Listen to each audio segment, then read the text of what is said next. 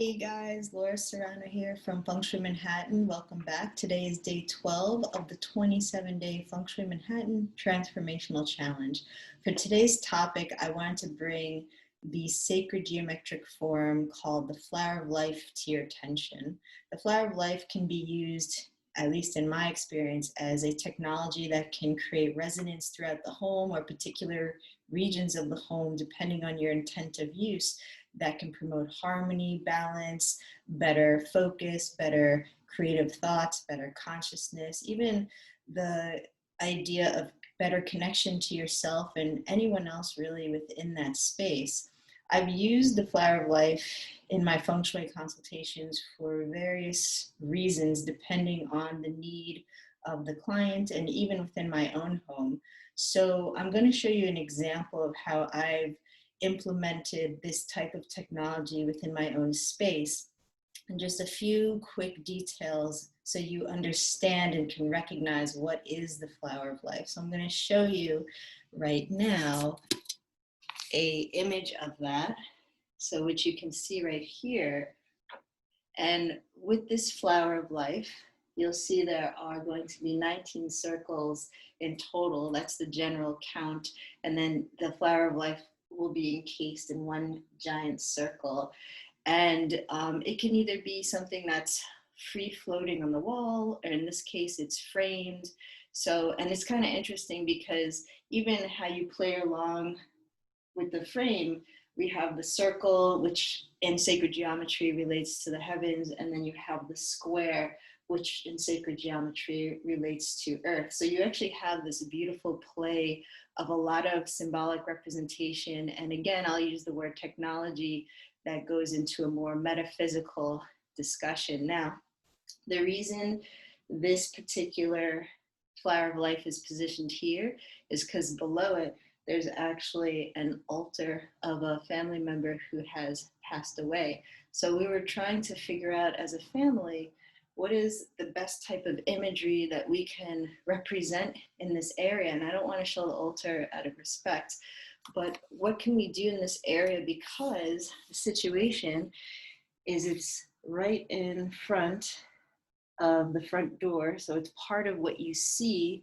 as soon as you come in. And usually in the practice of Feng Shui, that's not typically recommended.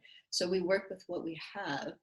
And the idea came basically by shopping around the house, remembering, oh, we have this image of the Flower of Life.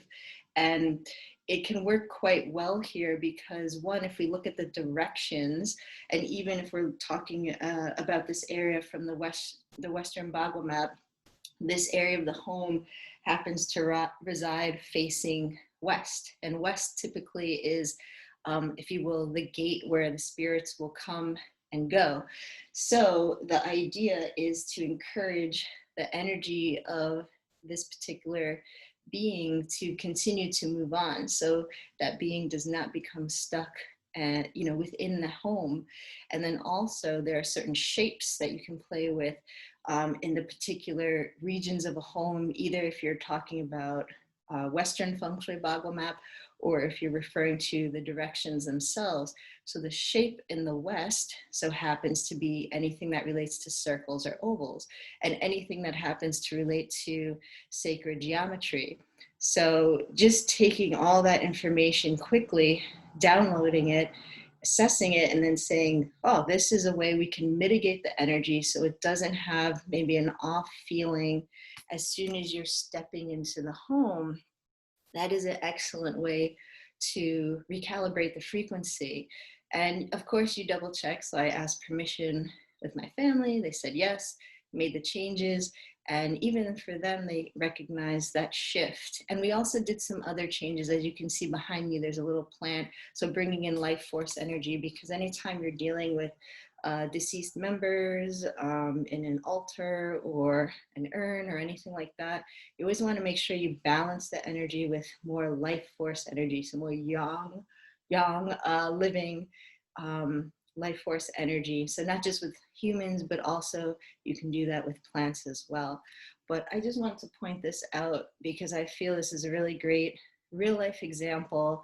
It's extremely tangible. And the flower life I've used, as I said, multiple times with clients dealing with various situations. And here's one, and all of us will definitely agree and have agreed that the energy feels much more different, more opening, more welcoming. And I feel like it's a really beautiful way to also respect spirit and, you know, share that space, even though we're encouraging the energy of that person to move on. But if for some reason they are stuck here or whatever, this is encouraging that transition and that shift. And that's what I have for you today. All right. So I hope this helps, and I'll see you guys next time. Bye bye.